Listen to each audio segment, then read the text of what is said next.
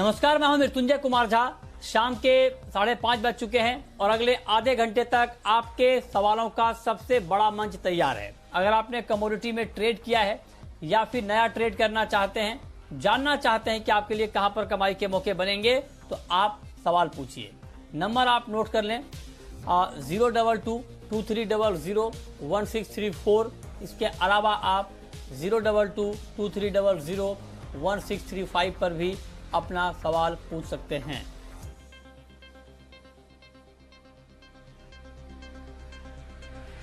और चलिए आज हम सबसे पहले बात करेंगे गोल्ड की, क्योंकि गोल्ड में इस वक्त 500 रुपए से ज्यादा की गिरावट है और चांदी का भाव 800 रुपए से ज्यादा लुढ़क चुका है। तो क्या ये गिरावट अभी और बढ़ने वाली है या फिर यहां से मार्केट संभलेगा, इसी पर हम पहले बात करेंगे। और हमारे साथ बातचीत करने के लिए नवनीत दमानी हैं, भाविक पटेल हैं, बीरेन वकील हैं, और साथ ही एक एग्री वायदा को लेकर, एग्री मार्केट को लेकर एक अच्छी खबर है, और उस खबर पर बात करने के लिए हमारे साथ विजय कुमार होंगे, एनसीडीएक्स के एमडी और सीईओ।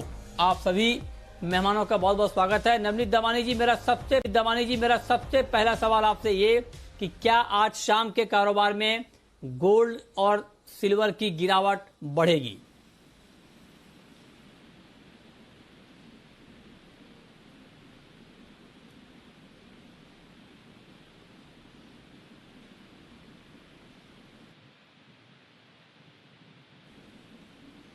आपको आवाज आ रही है नवनीत जी?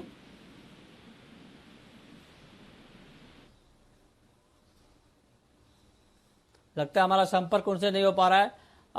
बीरेन जी, आप बताएं सर, क्या अभी ये गिरावट आपको और बढ़ती हुई दिख रही है बुलियन में? थोड़ा बढ़ सकती है। वैसे ये काफी टाइम से सीमित दायरे का कारोबार है। बार बार हर वीक में 2 बार कम से कम हम 50,000 और ऊपर में 50,900 या 51,000 का प्राइस देखते हैं। फिलहाल कोई नया ट्रिगर नहीं देख रहे हैं हम, क्योंकि स्टिमुलस की बात अभी फिलहाल टल गई है और अब नया एडमिनिस्ट्रेशन जो आएगा, बाइडेन एडमिनिस्ट्रेशन, वो क्या करेगा उसके बाद चलेगी। तो अब मेरे हिसाब से 3-4 वीक मार्केट लिमिटेड कारोबार में रहना चाहिए। अच्छा, भाविक पटेल जी, आप बताएं कि ट्रेडर को आज की इस गिरावट पर क्या करना चाहिए? नमस्कार मृत्युंजय जी। देखिए, अभी अगर गोल्ड में देखें तो व्यू थोड़ा नेगेटिव ही है, पर अगर इंटरनेशनल में भी देखें तो 1860 के करीब जब भी आता है तो वहां से थोड़ा बहुत सपोर्ट ले रहा है। और हमारा एमसीएक्स में भी अगर देखें तो 50,100 से 50,000 के करीब आता है तो थोड़ा सपोर्ट ले रहा है। अभी सपोर्ट के नज़दीक ही है, तो मुझे लग रहा है कि एक बार थोड़ा अगर ऊपर जाता है तो वहां से एक बार शॉर्ट कर सकते हैं, क्योंकि यहाँ से अभी रिस्क रिवॉर्ड लेवल फेवरेबल नहीं है शॉर्ट पर आज के दिन में शॉर्ट में ही ज़्यादा बेहतर रहूँगा। तो आई थिंक 50,350 के करीब आता है तो वहाँ से एक बार शॉर्ट कर सकते हैं 50,100 के टारगेट के लिए, और स्टॉप लॉस रख सकते हैं 50,450 का। ठीक है, तो ये बात हो गई आप इंट्राडे के लिए। नवनीत जी, आप बताएं सर, इंट्राडे के ट्रेडर को आज गोल्ड में और सिल्वर में क्या करना चाहिए? इस वक्त गिरावट बढ़ती जा रही है और जब मैं आपसे बात कर रहा हूं तो लगातार मार्केट नीचे जा रहा है। गोल्ड करीब 600 रुपए नीचे आ गया है, चांदी में 900 रुपए से ज्यादा की गिरावट है। क्या किया जाए? Well, good evening Mrityunjay. हमने लास्ट कुछ दिनों में देखा कि 50,000 से लेके 51,400 ये रेंज में गोल्ड ट्रेडिंग करता हुआ नजर आया है और करीब करीब 3 हफ्ते निकल चुके हैं और यही रेंज में कारोबार होता हुआ नजर आया है। इंटरनेशनल फ्रंट में भी 1850-1860 डॉलर के आसपास अच्छा सपोर्ट लेके बाउंस किया है। ये जो फॉल आती है इसी तरह से शार्प आती है और रिवर्सल भी उसी तरह से शार्प होता है। तो मेरे हिसाब से 50,000 50,100 के बीच में एक बहुत अच्छी लेवल है जहाँ पे आपको वापस बाय की स्ट्रेटेजी बनानी चाहिए। 40,900 का आप स्टॉप लॉस लगा सकते हैं एंड 5400 5550 तक के टारगेट अगले 1-2 सेशन में देखने मिल सकते हैं। अच्छा, ठीक है। तो ओके, ये चांदी में क्या किया जाए? चांदी में बेस मेटल कॉम्प्लेक्स में थोड़ी सी जो एक 2 दिनों से सुस्ती का माहौल देखने मिल रहा है और साथ साथ गोल्ड प्राइसेस भी करेक्ट हो रहे हैं, तो मेरे हिसाब से चांदी जो है वो थोड़ा सा अंडर परफॉर्म करेगा एज कम्पेयर टू गोल्ड। आज की एक सेशन में करीब करीब 1100 रुपया डाउन है और मेरे हिसाब से 61,500 61,700 यानी यहाँ से 400 से 500 रुपए की नरमी आपको और प्राइसेस में देखने मिल रही है। वहां पर आप 61,200 के स्टॉप लॉस से इनिशिएट करिए और वापस आपको एक डिसेंट रिबाउंड देखने मिल सकता है प्राइसेस में। अच्छा, तो ये बात हो गई आपकी कि आपको अभी करना क्या है। बीरेन जी, पोजिशनल मार्केट को अभी आप किस तरह से देख रहे हैं गोल्ड और सिल्वर के? गोल्ड के लिए मैं फिलहाल वेट करूंगा, और सिल्वर में मैं शॉर्ट प्रेफर करूंगा। 63,000 मेरी शॉर्ट एंट्री रहेगी, 64,000 का स्टॉप लॉस रहेगा, और 61,500 इनिशियल टारगेट रहेगा। टारगेट 61,000 का रहेगा। आपका क्या व्यू है भाविक जी, पोजिशनल पॉइंट ऑफ व्यू से गोल्ड और सिल्वर के ऊपर? देखिए, पोजिशनल में अभी जिस हिसाब से फंडामेंटल है, इस हिसाब से मुझे लग नहीं रहा कि जल्दी से गोल्ड में हमें रिकवरी देखने को मिल सकती है। एक तो जो वैक्सीन डेवलपमेंट है उसकी वजह से जो स्टिमुलस पैकेज है वो भी अभी मार्केट एक्सपेक्ट नहीं कर रहा है, और 3 दिन से हम लगातार ईटीएफ में भी आउटफ्लो दिख रहा है। करीबन 3 दिन में 30 टन का आउटफ्लो दिख रहा है, और जब भी मार्केट में गिरावट हो रही है तो ओपन इंटरेस्ट भी अभी कम हो रहा है। इस वजह से भी हम देख रहे हैं कि लॉन्ग पोजीशन नहीं ले रहे। तो आई थिंक मैं 51,000 के ऊपर जब सस्टेन होगा तभी मैं गोल्ड में, या $1,900 के ऊपर जाता है तभी मैं लॉन्ग रहूंगा, वरना आई थिंक मैं साइडवेज रहूंगा। और सिल्वर की बात करें तो सिल्वर में अभी भी मुझे थोड़ा बहुत गिरावट लग रही है।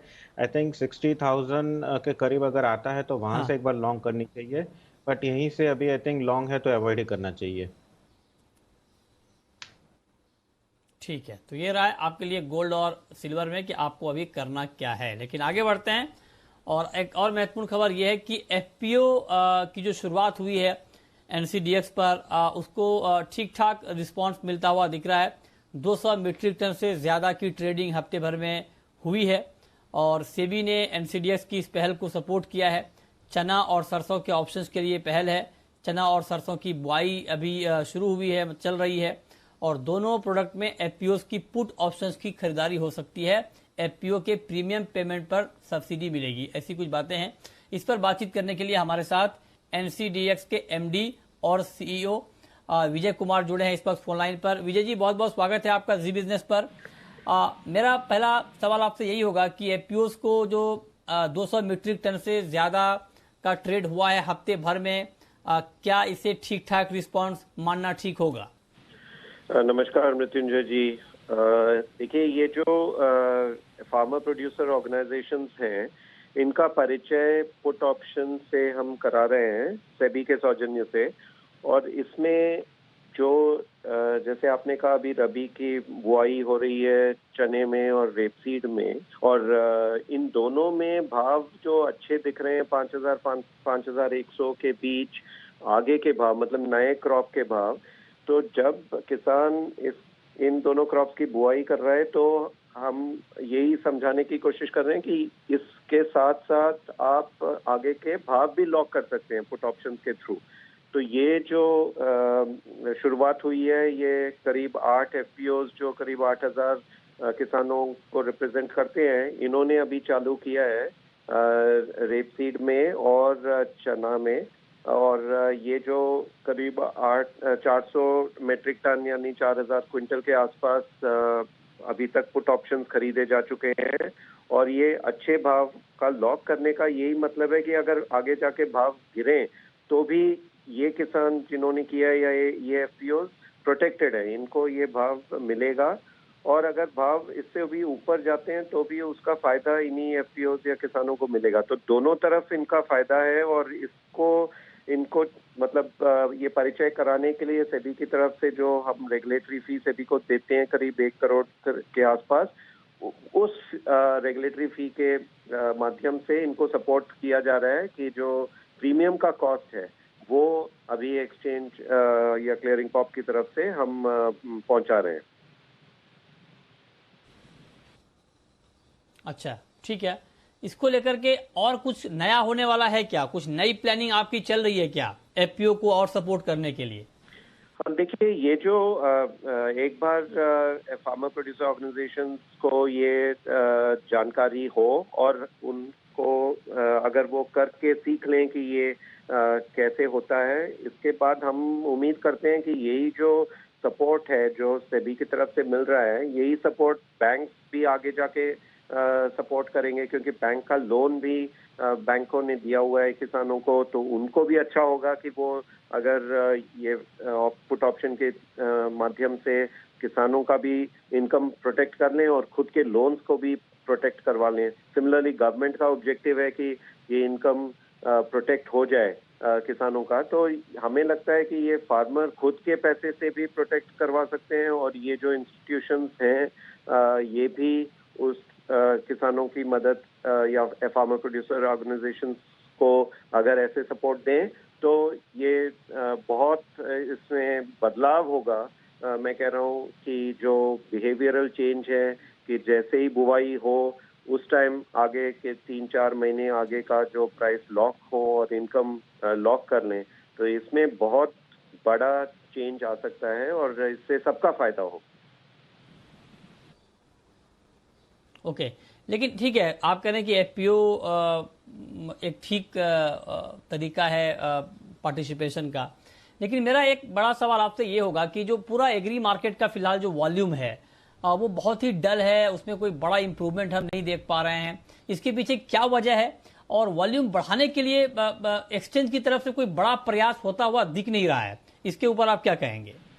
ये जो प्रयास है, ये प्रयास जो अगर सभी किसान, सभी फार्मर प्रोड्यूसर ऑर्गेनाइजेशंस पार्टिसिपेट करेंगे तो ये तो बहुत न सिर्फ बड़ा कदम होगा पर बहुत महत्वपूर्ण कदम होगा, क्योंकि इसमें जो फ्यूचर्स मार्केट हम बोलते हैं कि फ्यूचर्स मार्केट अभी शॉर्ट टर्म वॉल्यूम के लिए नहीं है। फ्यूचर्स मार्केट ये है कि जो रिस्क किसान उठा रहे हैं वो रिस्क ट्रांसफर कोई और ले, और ये जो ऑप्शन के माध्यम से जो रिस्क ट्रांसफर होगा तो इससे हमें उम्मीद है कि ये मार्केट बढ़ेगा और इसका जो इकोनॉमिक पर्पस है कि जो रिस्क किसान उठा रहा है वो बाकी लोग उठाएं, और ये भी मतलब दोनों चीजें इससे सक्सेसफुल होंगी।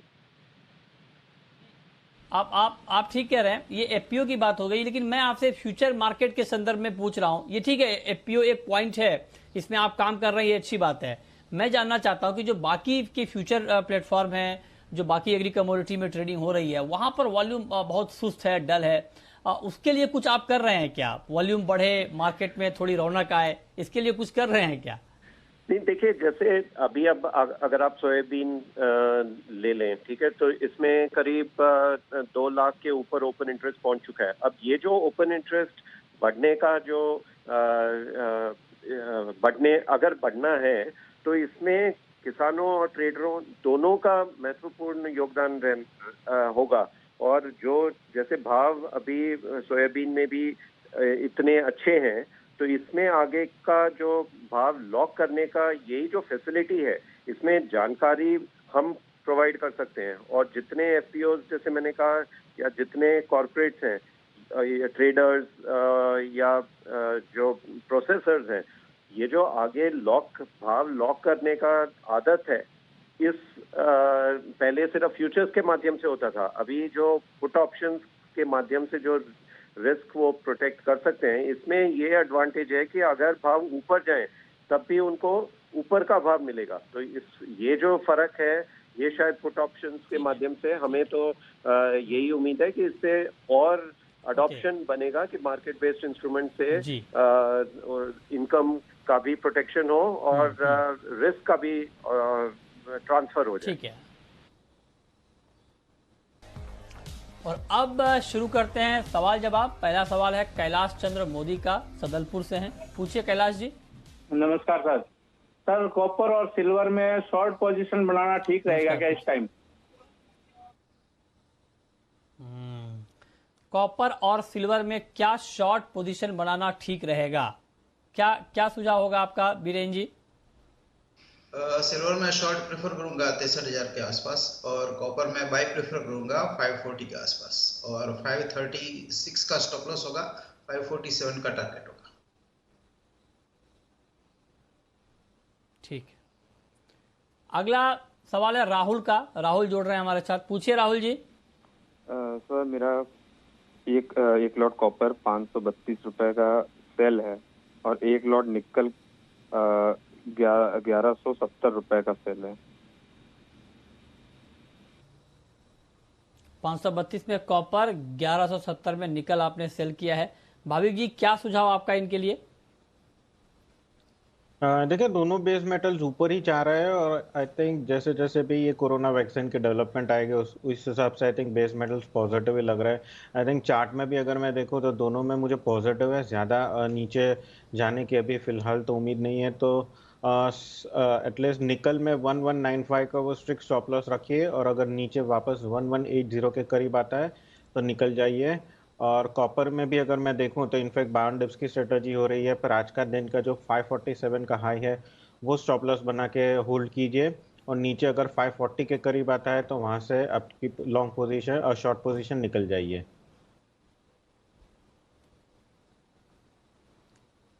ठीक है, अगला सवाल है जानू राम का, पूछिए।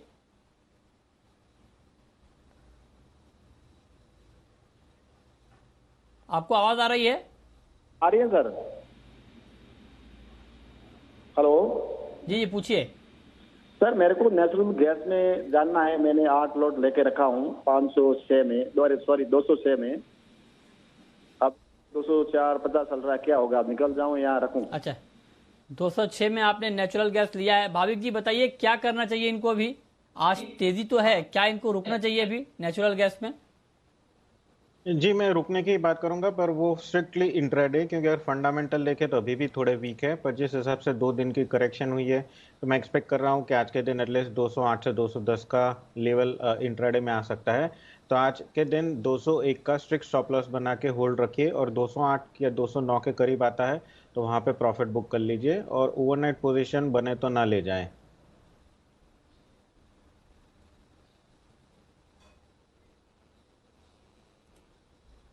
अगला सवाल हमारे साथ जुड़े हैं चौधरी जी, जुड़े हैं, पूछिए चौधरी जी।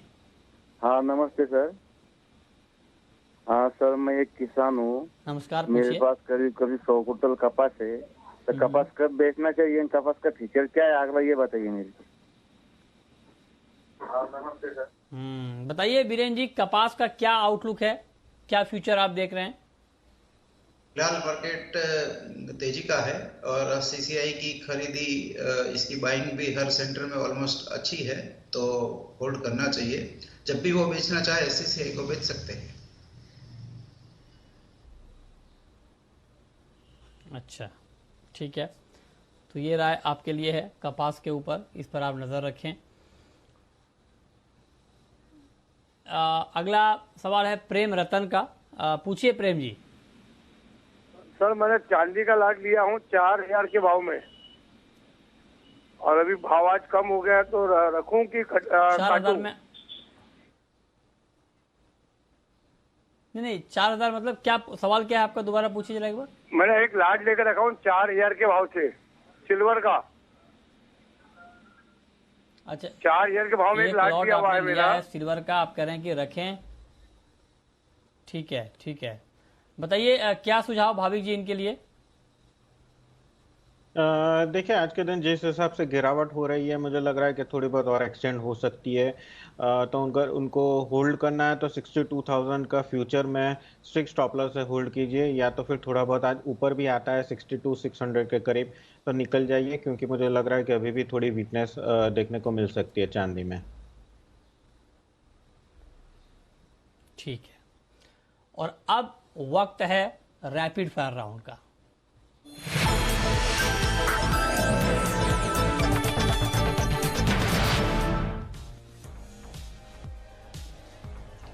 बीरेन जी, आपकी पहली रैपिड फायर कॉल। नवंबर गैस में बाइंग रहेगी 202 की, टारगेट रहेगा 212, स्टॉप लॉस रहेगा 195।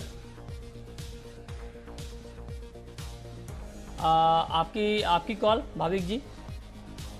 देखिए रिपीट ही होगी नेचुरल गैस नवंबर में। मैं 204.50 पे रिकमेंड करूंगा 210 के टारगेट के लिए, और स्टॉप लॉस इंट्राडे 200.50 का। ओके, आपकी आखिरी कॉल बीरेन जी। दिसंबर क्रूड 3090 पे बाइंग, 3200 का टारगेट रहेगा और 30,030 का स्टॉप लॉस। ठीक है, बहुत शुक्रिया बीरेन जी आपका और भाविक जी आपका बताने के लिए कमोडिटी में कहां पर कमाई के मौके बनेंगे। छोटा